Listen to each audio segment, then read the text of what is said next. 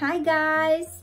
Welcome to a new class today in your and my favorite ABC school. Today we will study something new. As usual, it's gonna be very interesting for you guys.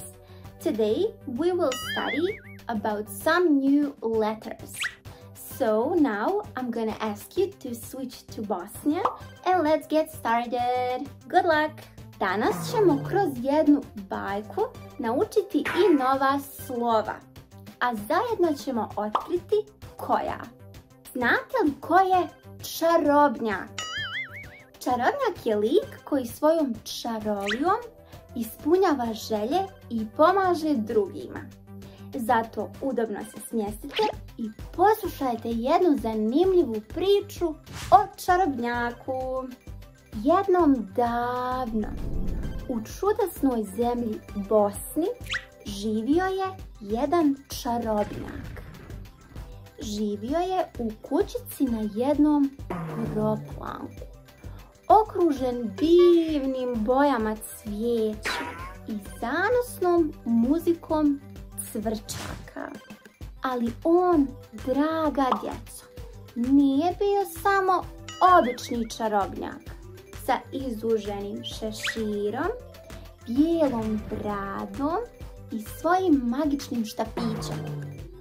On je imao još nešto, a to je njegov čarobni leteći čilim.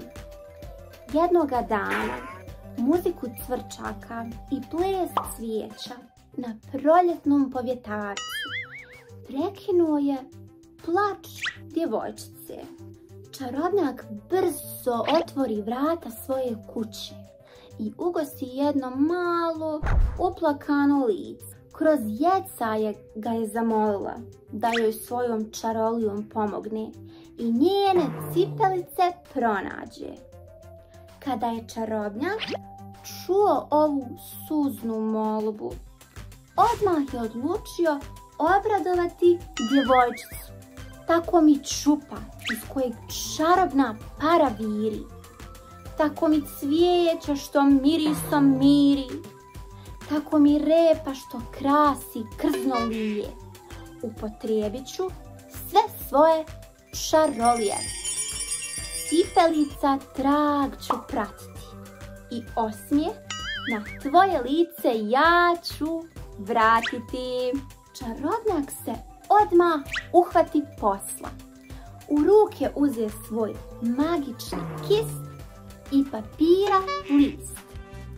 Nacrta bojom crvenom i podijeli šumom smenom vijest o nestanku cipelica i zatraži od vuka do vjeverica da pomognu u njihovom pronalasku.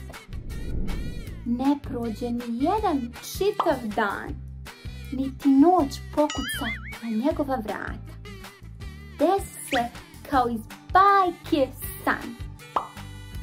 Crvene cipelice vratile su osmijeh na njeno lice. Čarobnjak je svojim magičnim kistom napravio magiju. Zaduženje je bilo od vuka do vjeverice. I gle čuda, pronašle se cipelice.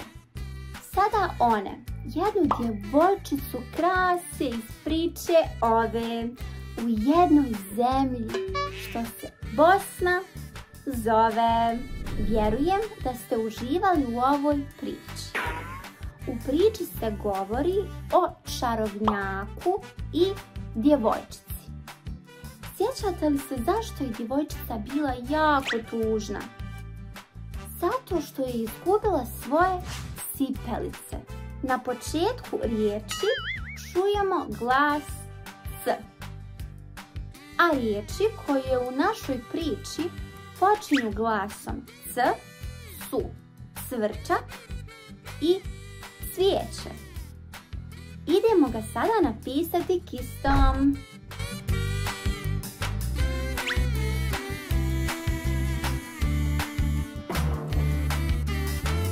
Glavni lik u našoj priči je čarobnjak. Njegovo ime počinje glasom Č. Prisjetimo se još nekih riječi iz priče koje imaju glas Č. To su čarolija, djevojčica, plač. Idemo sada i slovo Č zapisati uz pomoć tempere i kista.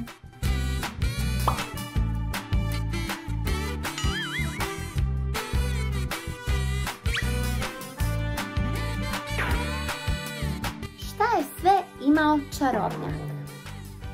Čup i čilin. Tako je. Ove riječi počinju glasom Č. Idemo i slovo Č napisati na papiru.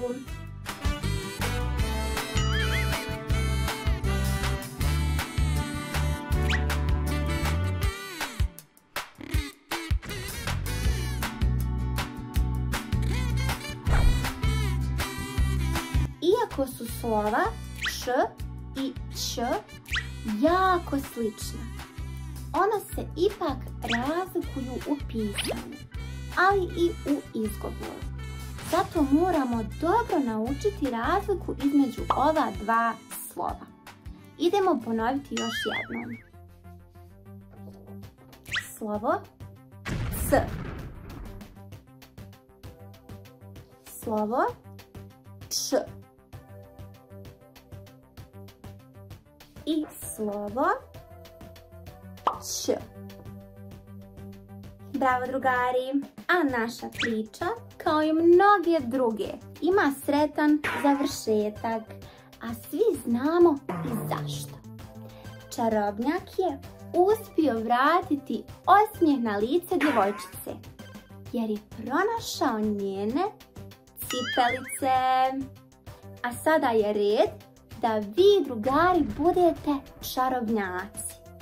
Umjesto čarobnog štapića treba će vam jedan kist i nekoliko boja da bi čarolija bila što bolja. Sada ćete vi biti čarobnjaci i na papiru stvarati čaroliju. Potrebni su vam papir, kist i vodene boje ili tempere. Kistom ne smijete dodirivati papir. Nanesite boju na kist i lagano prskajte po papiru. Idemo zajedno u svijet čarolije.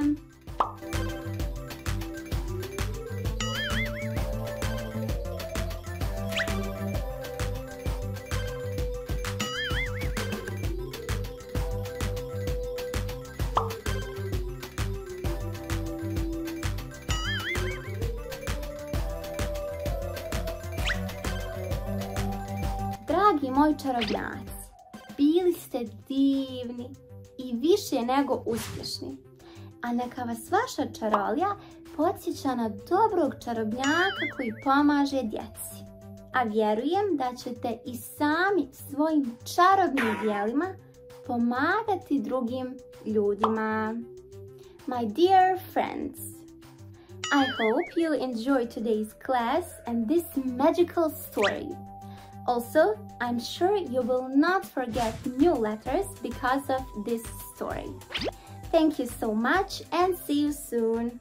Bye!